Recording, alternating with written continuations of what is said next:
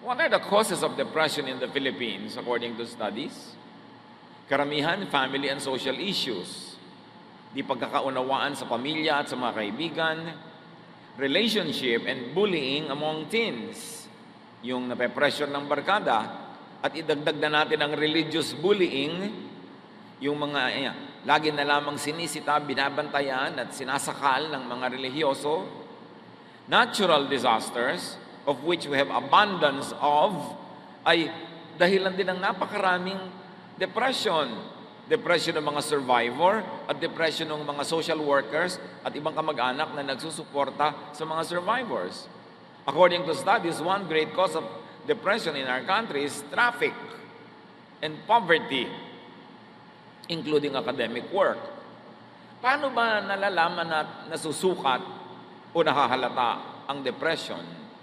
What are the signs and symptoms of depression na dapat nating matyagan? Marami at iisa-isahin natin ang ilan doon. Subalit hindi naman kung meron ka nito ay depressed ka na, pero kung meron, ito ay isang sign ng posibleng depression, lalo't hindi naagapan. Lack of energy, loss of appetite, even constipation. No interest in work or other favorite activities. Poor or too much sleep, or too much appetite or too little of it. Weight loss or weight gain na biglang-biglaan. Extreme irritability. Lagi mainitin ang ulo kahit maliliit na bagay at hindi makayang pigilin ang galit. Anxiety and restlessness. Laging balisa, laging may kinakatakutan or fixation on the past. Ayaw nang limutin ang nakaraan, lalo ang mga maling nangyari. Thoughts of death or suicide, even disabling fatigue, yung laging pagod na wala nang magawa ng may gana, difficulty concentrating or making decisions, unexplained aches and pains, mga sakit ng ganito at sakit ng gano'n na hindi makita ng doktor kung bakit, madalas ito ay resulta o sintoma ng mental illness called depression. How do we deal with depression? Kung minsan meron na palang gusto magpakamatay sa ating pamilya, sa ating mga kaibigan, kapitbahay, o hindi man nagpapakamatay ay parang wala nang kabuhay-buhay, paano nga ba susugpuin, bubunutin ang ugat ng depression? First of all, understand the depression by describing it clearly. Unawain ang lungkot na ito sa pamamagitan ng malinaw na pagsasalarawan in vivid detail to a trusted person perhaps, or even just to yourself. 1 Kings 19:10. He answered, Lord God all-powerful, I've always done my best to obey you, but your people have broken their solemn promise to you. They have torn down your altars and killed all your prophets except me. And now they are trying to kill me. Ang nagsasalita si Elijah. Matapos niyang gapiin ng mga propeta ni Baal, ng Diyos-Diyosan ng bansa, siya ay pinagbantaan ni Queen Jezebel na papatayin din. At hindi siya tinantanan ng paghabol dahil alaga ni Queen Jezebel yung mga priest niya. So Elijah fled. And this passage reveals what he feels in this point in time. He was very depressed. In fact, this prophet of God wanted to die. Elijah is very depressed and he articulates his emotional struggle in a conversation with Yahweh. At ang kanyang cause ng kanyang depression, nag-iisa na lang daw siyang matuwid na naninindigan, namatay na daw lahat ng kanyang mga kasamahan, at ngayon siya ay laging hinahabol ng reyna at gusto siyang patayin, at ang mga tao daw ay tumalikod na sa Diyos at sumama na sa mga Diyos-Diyosan. Yun ang dahilan ng kanyang depression. At least alam niya, sinasalarawan niya, kaya madali nang malutas. Kailangan alam mo kung bakit ka depressed. Hindi lang yung malabong alam, kundi malinaw na alam. Jeremiah 12:1-4. Whenever I complain to you, Lord, you're always fair. But now I have questions about your justice. Why is life easy for sinners? Why are they successful? You plant them like trees and you let them prosper and produce fruit. Yet even when they praise you, they don't mean it. But you know, Lord, how faithful I've always been, even in my thoughts. So drag my enemies away and butcher them like sheep. How long will the ground be dry and the pasture lands parched? The birds and animals are dead and gone. And all of this happened because the people are so sinful. They even brag, God can't even see the sins we commit. Ito, depressed din ang propetang ito. Alam nyo ba na marami sa mga religious leaders ay depressed sa bigat ng mga dinadala, sa mga nadidinig ng mga suliranin, sa mga nilulutas ng mga suliranin ng mga tao, pinamimigitnaan ng mga hidwaan, sa dami ng mga gulo ng mga anak ng Diyos, ng mga mananampalataya, sa dami ng mga umuusig at nagbabatikos.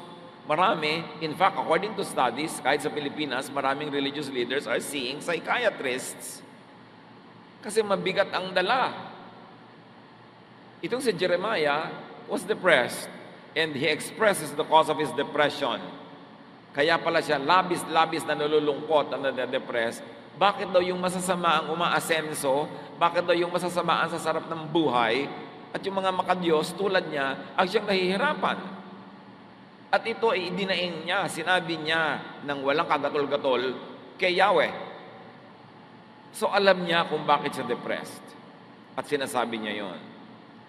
Knowing the enemy is important in overcoming it. Knowing what depresses you is important.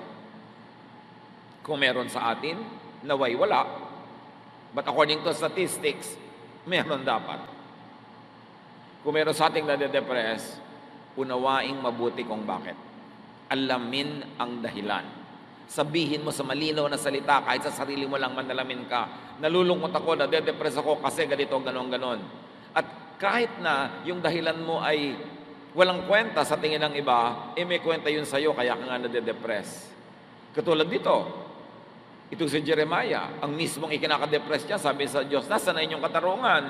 Bakit ganon? Yung mabubuti ang nagdurusa, yung mga masasama, sila itong nagpapasasa sa saya sa buhay. Hindi siya nahiya sa Diyos na aminin na nade-depress siya doon at tinatanong niya sa Diyos yung ganong tanong, hindi siya nahiya at tinanong niya talaga. Kahit naman hindi mo itanong, alam naman ng Diyos na tanong mo yun bakit itatago mo pa? Kaya mahalaga, inilalabas. Understand the depression by describing it clearly. Then identify the causes of depression. Una, inuunawa mo kung ano ito, at pagkatapos, ano ang pinagmumulan. Depression is not only something people have, but also something people do. Na ang ating mga depression at lungkot, kadalasan ay bunga ng ating mga ginagawa, ng ating mga gawi, ng ating mga nakasanayan, mga habits, and they could cause depression. Depression is an active experience. And what are the sources of depression? Physiological or physical sources. Yung ating katawan, blood chemistry, mental condition, yung sitwasyon ng ating buong pangangatawan, pagkabusog o pagkagutom, pagkapagod o sobrang pahinga, o ang sobrang pag-iisip na nagpapalit ng hugis ng ating utak, lahat yan ay maaring magbunga ng depression. Job 19:17-21, another very depressed man of God. My breath disgusts my wife. Everyone in my family turns away. Young children can't stand me, and when I come near, they make fun. My best friends and loved ones have turned from me. I am skin and bones, just barely alive. My friends, I beg you for pity. Alam natin ang kasaysayan ni Job, dumaan sa pagsubok, naghirap, nagkasakit, nagbutot balat, nabalot ng galis, itinakwil ng kanyang mga kaibigan, mga kamag-anak, ng mga kakilala. Yun ang dahilan ng kanyang depression. At ito ay merong physical reason. May mga tao na de-depress pag nananalamin. Hindi nila gusto ang kanila nakikita.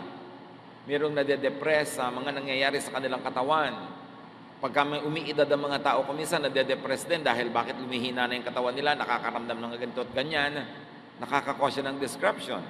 So, itong ginawa na pagde-describe na ito ni Job was very helpful in analyzing his situation. It described the physical condition of Job, which drove him into depression. Kaya dapat nag-iingat-ingat tayo sa pagsasalita. Kumisan may babaeng o lalaking hirap na papala sa pagpapapayat. Tapos pag nakita mo pa, sabi mo, hoy taba, alika nga dito. Tatawagin mo pang gano'n, na-depressed tuloy. Mamaya, nagbigti na. Dahil lang sa katabilan mo at hindi kataklesahan ng iyong bibig. May mga sinasabi tayo kuminsan na nakaka-depress sa tao. Hirap na yung isang ina na kachututor ng anak niya para maging honor student. Tapos sabi mo, hoy, bakit 3 taon ka na sa grade 1? Manahimik ka na lang kung naobserbahan mo yung ganung mga bagay. Kasi ang salita natin ay nakakapagpalala ng matinding kalungkutan at paghihinagpis ng ating kapwa. Pag-iingatan natin yan. Another source of depression, aside from the body, is emotional or mental sources, like guilt. Kaya maraming relihiyoso, depressed, kasi walang ginawa yung religion, kundi sila ipagiltihin. Or misplaced shame.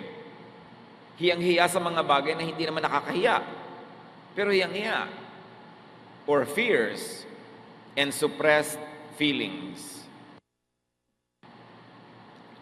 Marami kasi, nag-exercise sila ng social control over domineering parents, sobrang mahihigpit ang mga magulang at mapagkontrol halimbawa ng mga anak, sobrang mahihigpit at mapaghusgang mga religious groups. Pag napasali ka sa mga ganito, nasusuppress yung feeling mo. Gusto mo magsaya, hindi ka makapagsaya. Gusto mo magbihis ng ganito, hindi mo maisuot. Sikil na sikil ka. Pagka yun nagpatuloy at naipon, nagiging depression. Legalistic and dogmatic religiosity could cause grave negative emotions. Mas marami nagsusuicide na relihiyoso kaysa yung mga tao hindi relihiyoso. Kasi sikil na sikil. Akala nila galit ang Diyos sa sumasaya, ayaw ng Diyos nang natutuwa ka sa buhay, kaya lagi nilang inililihim, itinatago ang tunay nilang nadarama, ang nangyayari na de-depress. Kaya si Jesus ay nagagalit sa mga relihiyosong taong sobrang magpahirap sa mga tagasunod sa kanila. Binibigyan ng mga impossible expectations.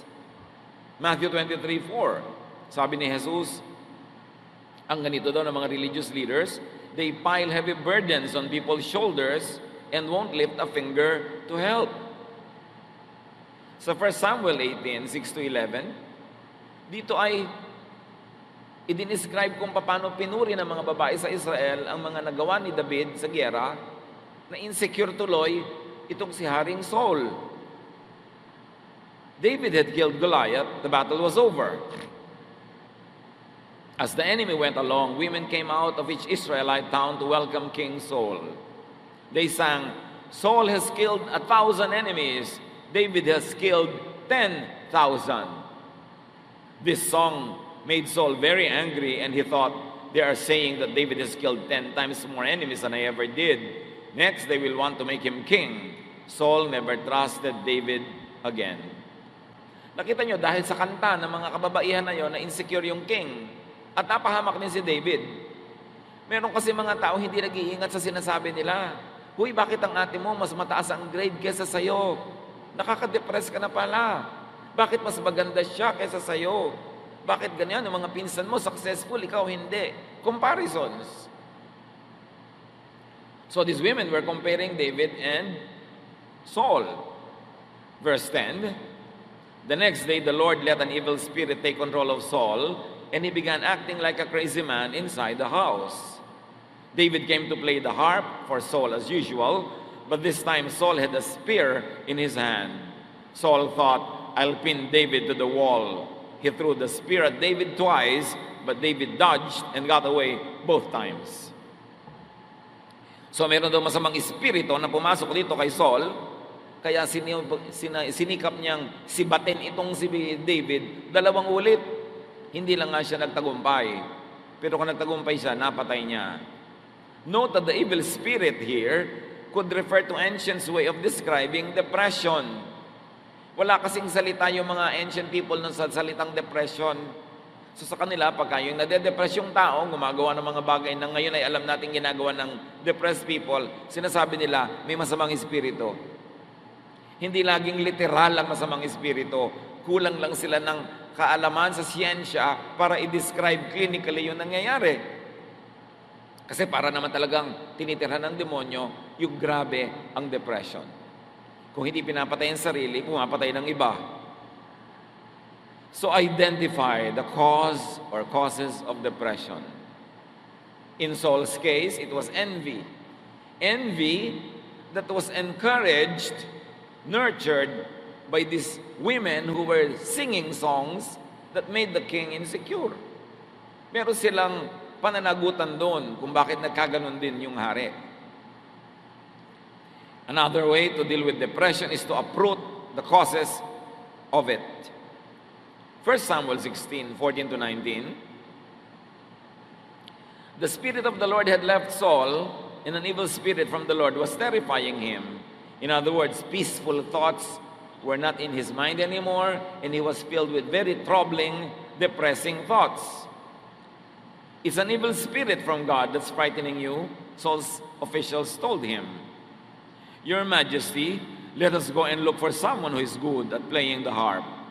He can play for you whenever the evil spirit from God bothers you, and you will feel better.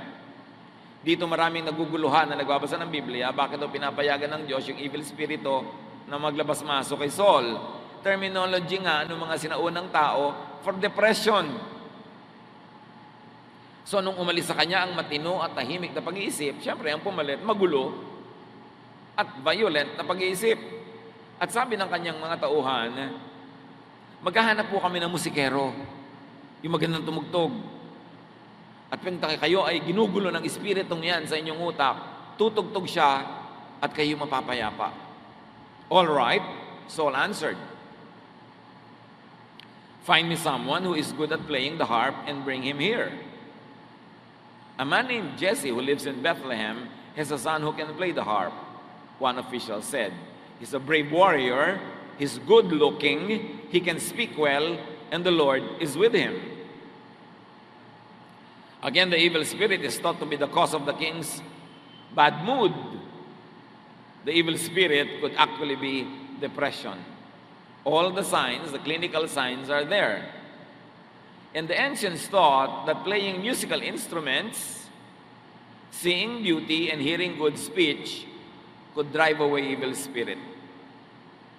This demonstrates the attempt to deal with the cause of the depression. So na-identify nung mga tao ang cause of the depression. Sabi nila, evil spirit yan. Tugtugan para umalis. Pero ang totoo, of course, they were trying to uproot the cause of the depression. But they were really applying what modern day practice would call therapy. Music therapy, aromatherapy, arts therapy. Kasi sabi si David daw, good looking, magandang tingnan, maganda ang tinig, maganda magsalita. In other words, soothing to the senses. Na ngayon, pinapractice even in psychiatry therapy. Pag stress ka, pupunta ka sa isang spa, may aromatherapy, merong touch therapy, sari-saring therapies. So talagang depression yung kanilang nilulutas. Modify and improve your lifestyle if you see symptoms and signs of this. Eliminate or minimize lifestyle problems. At ito ang ina-identify ng modern science na nagiging cause ng maraming incidents of depression. Overworking.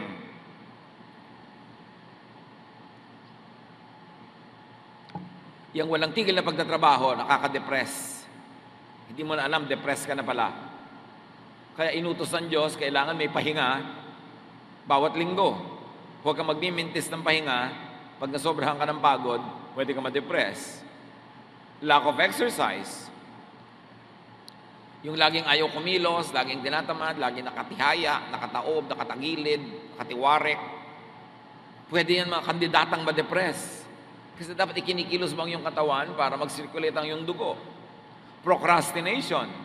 Yung lahat ng gusto mong gawin sa buhay na inuurong mo, pinapabukas-bukas, nagigilty ka rin sa kalooban mo na hindi mo nagagawa yung trabaho, nai-stress ka na marami kang unfinished work. So procrastination o pagpapaliban ng dapat gawin can also cause depression. Imbalance spirituality. Yung puro langit ang iniisip, nandito pa sa lupa, hindi na nakatungtong sa lupa, sa ulap na nandun yung utak. Imbalanced. And unresolved stressors like separation from loved ones, isolation due to rejection, repression or suppression of inner feelings, guilt, fear, lahat ng yan, mga sakit ng utak. Know and solve the cause. Proverbs 12:25-26, worry is a heavy burden, but a kind word always brings cheer. You are better off to do right than to lose your way by doing wrong. So ano daw yon? Worry is a heavy burden. Pag worrier ka, tendency, madedepress ka. Walang ginagawa kundi mag-alala, mag-isip, matakot, mangamba. Pero sabi, yang mabuti, mabait, magandang salita, nakakapagpasaya. So may nagwo-worry na nga, pagpasok mo, dadagdagan mo pa. Hindi siya sumaya. Lumala ang kanyang nararamdaman. You see the ministry of words? With the words that we say, we can hurt or heal people. We can encourage or discourage. We can be a blessing or a curse. Kaya maganda, iniingatan ng salita, binibitawan yung mabuti, mabait, nakakapagpasaya, nakakapagpatibay ng loob, hindi nakakasira ng loob. And this Proverbs 12 is a warning against worrying. And it's a prescription to hear and say kind words. Not only to hear, but also to say.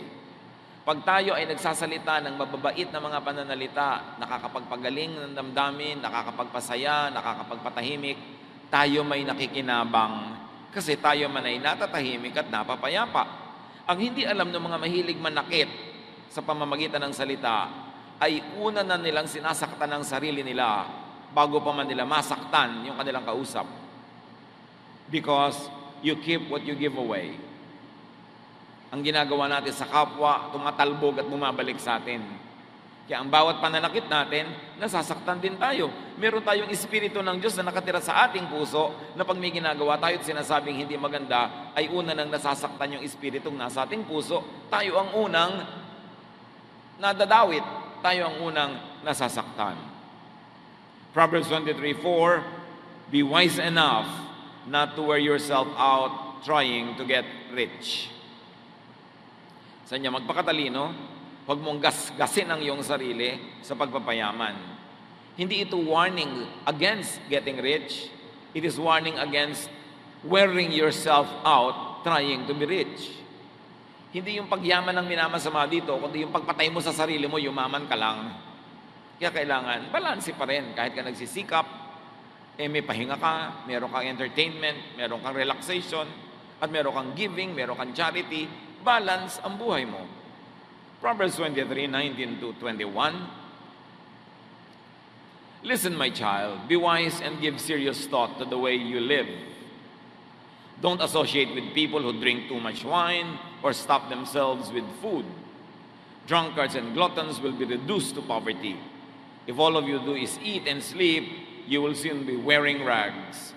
Again, this is an exhortation for lifestyle change. Piliin mo yung mga kasama. Huwag ka sumama sa mga lasenggo, sa mga sobrang masisiba, mga matatakaw.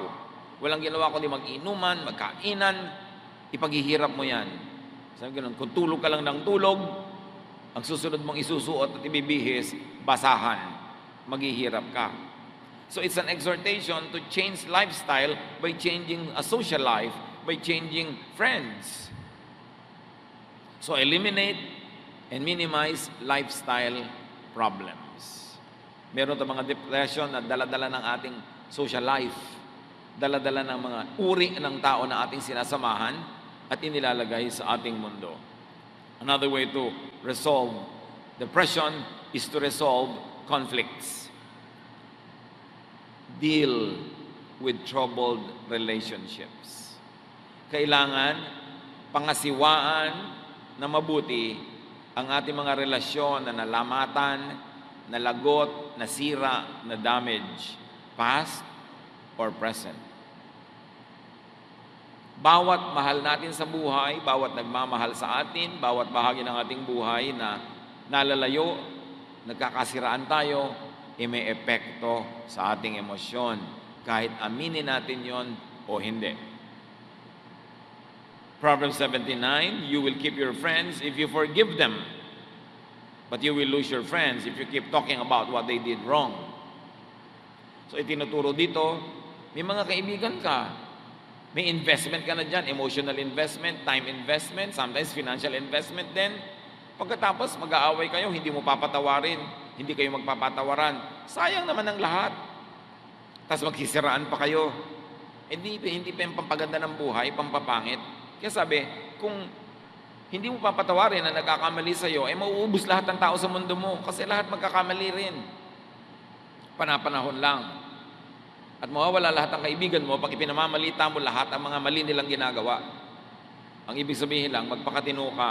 Keep your friends, keep your relatives, keep people around you by forgiving them if they commit a mistake and by not talking about them again, behind their backs. Huwag mo silang gawing topic pag wala sila para hindi lumayo ang loob kasi malalaman at malalaman nila na pinag-uusapan nila ninyo sila. At magagalit at lalayo sila sa inyo. At pag may nasisirang relasyon, na-offend ka, nasaktan, sabi ni Jesus, Matthew 18:15, if one of my followers sins against you, go and point out what was wrong.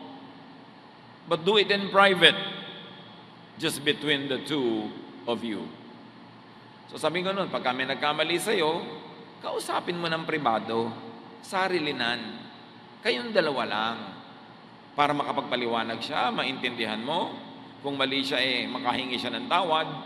At kung nagkamali ka ng akala na may ginawa siyang mali, malaman mo ring mali ka. Sabi, pero huwag ka na magsangkot na ibang tao. Dadami lang ang magpapadagdag sa gulo. Kayo na lang dalawa ang mag-usap. Kung gusto mo talagang magkasundo kayo, siya ang kausapin mo. Huwag mo siyang gawing topic ng usapan pag iba ang iyong kausap. Kasi gulo ang pupuntahan ng ganong paraan. Resolve conflicts. Kung meron tayong mga nasirang mga relasyon, habang hindi natin inaayos, yun ay isang sama ng loob na nasa loob ng ating puso.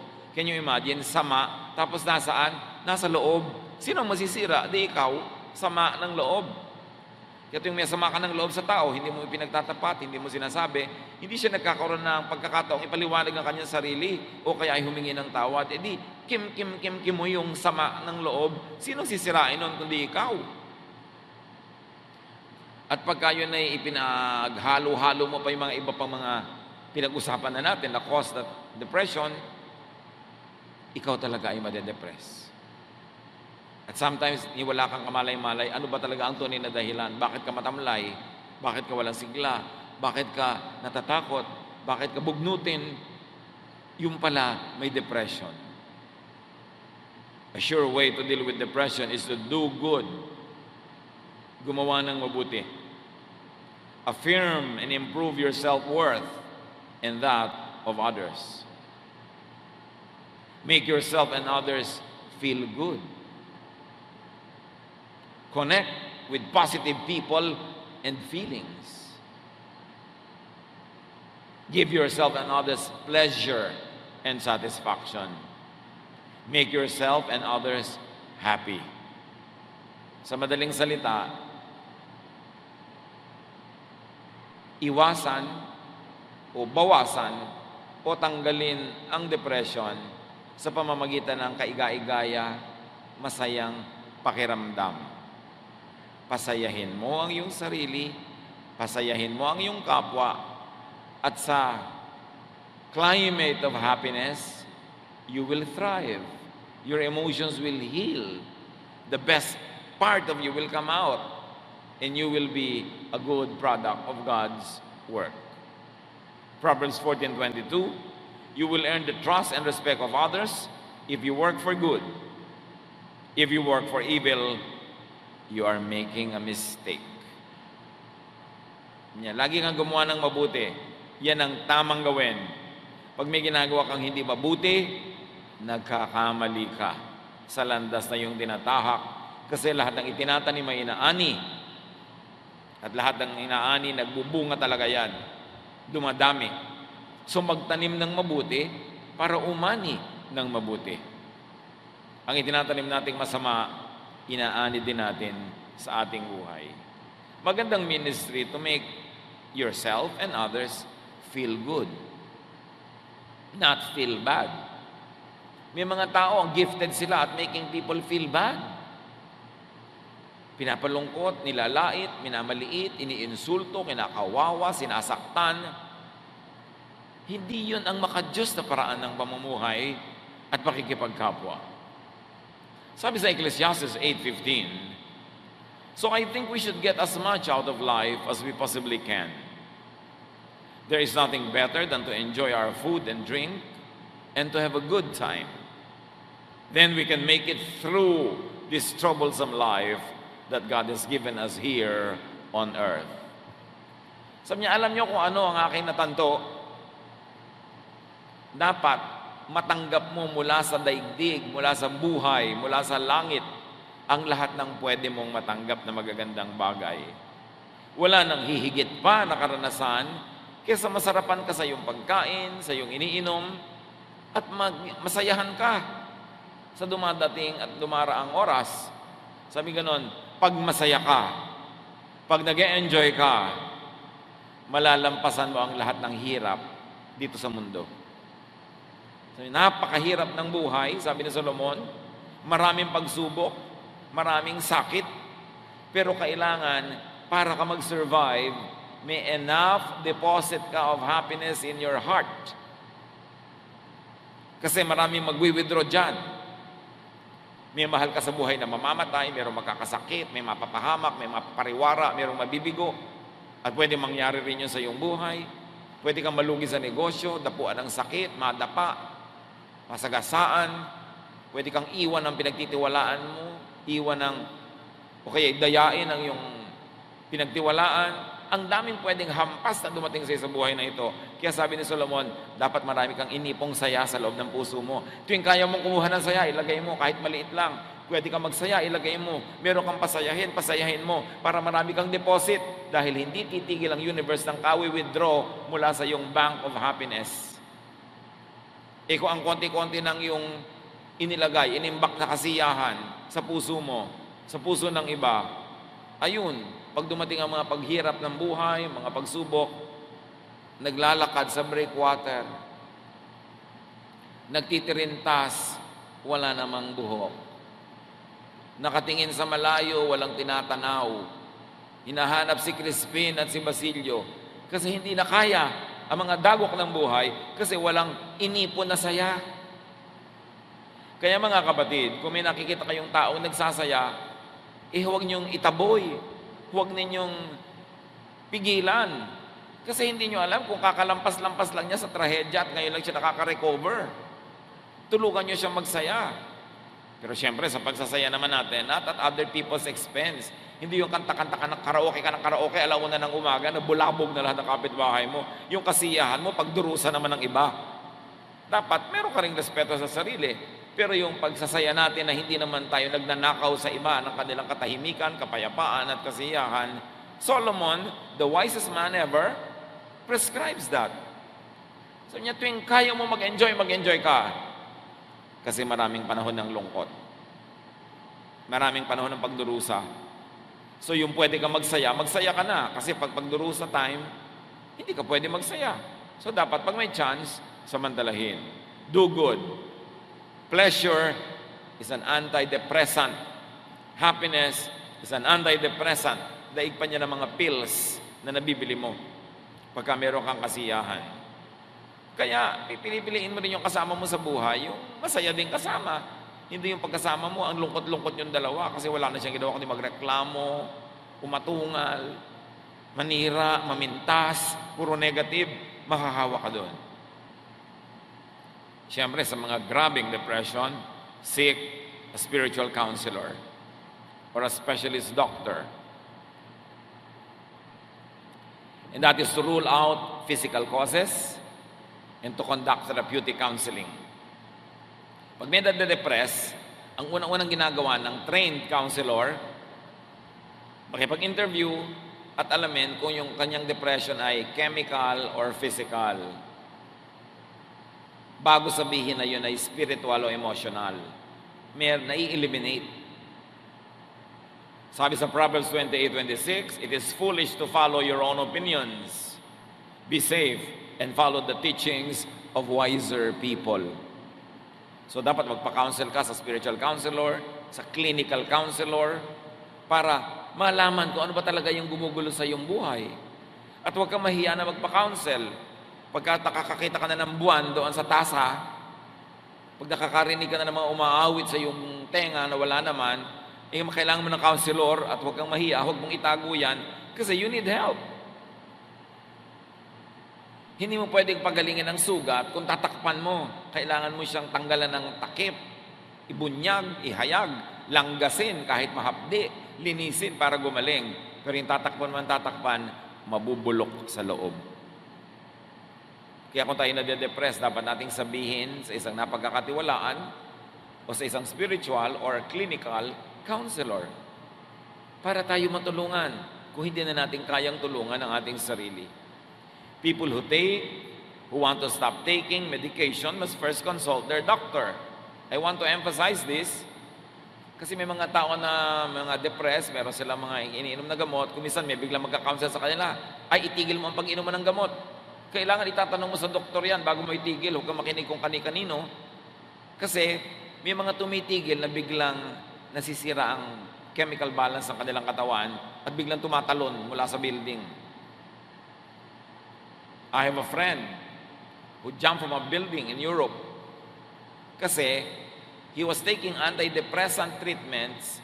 In-advise siya bigla ng kanyang weight consultant, yung nagpapapayat sa kanya, na itigil ang mga ganito, itigil ang mga ganon, itinigil naman niya, yung pala, naggrabe na ang depression na nangyari doon sa tao at tumalon sa building. One of the finest persons I know on earth jumped off a building and died because of improper medical advice. Lalong-lalo yung mga pagtitigil ng gamot o pag-inom nito, kailangan professionals ang tinatanong natin tungkol dyan. Meanwhile, most treatments in the Philippines of psychiatric or depression issues are medical and chemical instead of kind words. Di ba sinabi na sa Bible? Kind words. Kind words can heal. Correct words, encouraging words, faith, belief in God, fellowship with fellow believers. Nakakagaling yan. Pero madalas, sa mga professional sa Pilipinas, resetahan ka na lang ng gamot. Binibili mo, may instant relief. Meron ka talaga napapala agad. Pero ang tunay na nagtatagal ay yung kind words. Yung pagbuo muli ng kalooban na nasira, na nabasag, na nahati, na nawasak. Kasi temporary lang yung relief na nanggagaling sa chemicals o mga gamot. Napakadali namang, uminom ka nito para ka makatulog, para hindi nakita problema. Pero yun lang ba talaga ang paggagamot, lalong-lalo sa mga may sakit sa pag-iisip? What are the ways to overcome depression? One, of course, is biologically based intervention. Yung pinag-uusapan natin, paggagamot, medicine. This involves prescription of antidepressant drugs. May instant relief under proper medical advice. But another way is the interpersonally based intervention, which was the ministry of Jesus. Hindi lang binabago ang chemistry ng iyong blood through medicine o food, binabago ang takbo ng iyong isip, which is actually more important and more powerful. Listen and talk to change negative ways of thinking. Pag negative kayo mag-isip, negative ang buhay, nakakatakot ang buhay, walang kwenta ang buhay, gusto mo nang mamatay, gusto mo pumatay, gusto mo nang sirain, gusto mo nang liman ng mga tao, pag nato ka na mag-isip,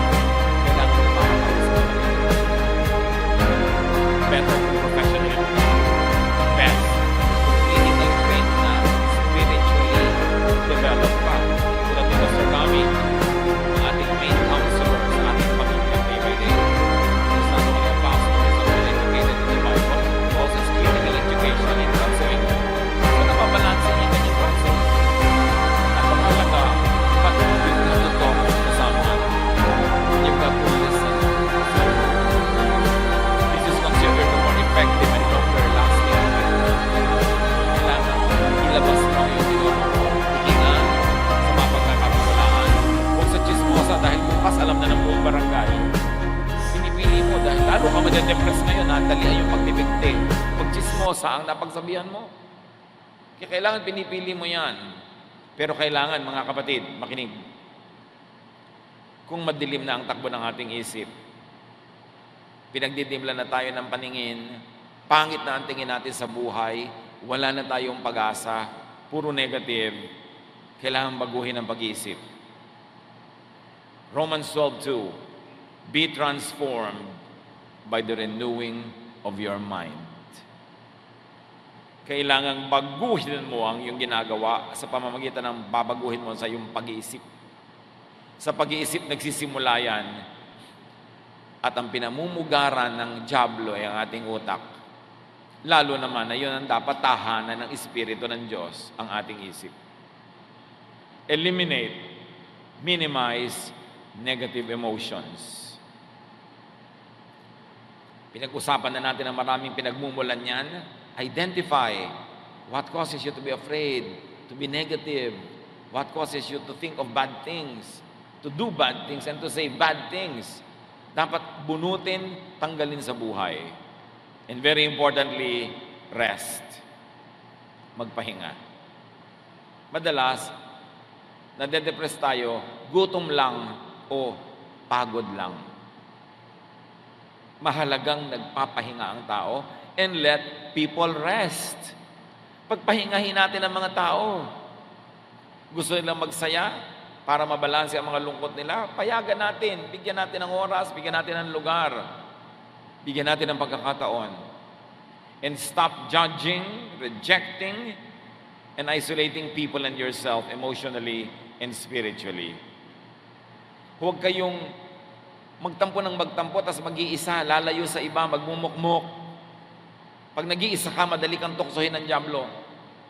Pag wala kang ibang kausap na matino, dyablo lang ang kakausap sa'yo, anong lalaman sa utak mo? At napaka-importante, pagpahingahin natin ang mga tao. Pagod na yung asawa mo, hayaan mo muna magpahinga bago mo bungangaan. Dahil baka mamaya, ibuhos na niya sa'yo yung kumukulong sabaw. Dahil pinagdimlan na ng paningin. Kailangan yung anak mo nagkakanda bagsak-bagsak na sa school, bigyan mo muna siya ng pahinga from nagging. Huwag mo na siyang pilitin maging valedictorian. Pagpahingahin natin ang mga tao sa walang katapusan nating expectations, mga standards na inilalagay natin na hindi nila maabot-abot. Yung paghahabol natin sa perfection, sa perfect relationship, sa perfect asawa, sa perfect anak, perfect magulang, nakakapagod yun sa kanila. Kumisan tayo ang nagtutulak sa mga tao para sila mabaliw, para masiraan ng bait. Kailangan ang binibigay natin sa tao, lalo sa mga mahal natin sa buhay, pahinga, hindi stress. Natural, nagbibigay tayo ng stress sa isa't isa. Ganoon naman talaga ang tunay na relasyon. Pero konti lang. Huwag niyong sobrahan. Understand, accept, and love people and yourself. The best antidote to depression is love. Pag alam mong mahal ka, alam mong tinatanggap ka, inuunawa ka, naku, hindi ka dadapuan ng depression. Ang pinamumugaran ng depression ay yung nag-iisip na hindi ako mahal, hindi ako naintindihan, hinuhusgahan ako, ipinupwera ako. Tumigil tayo ng pagpupwera sa ating sarili mula sa karamihan at huwag tayo magpwera ng iba. Hoy, kagalit natin si huwag natin siyang kakausapin. Wala dapat ganyanan. Lumayo ka sa kanya, ihiwalay natin siya, parusahan natin. Kung minsan, hindi na ibigay ng asawa mo yung gusto mo, paparusahan mo ng hindi mo kakausapin ng isang linggo. This is an isolation that can drive people crazy. There are many ways to get what you want, but not by punishing people in a psychological or emotional or spiritual way.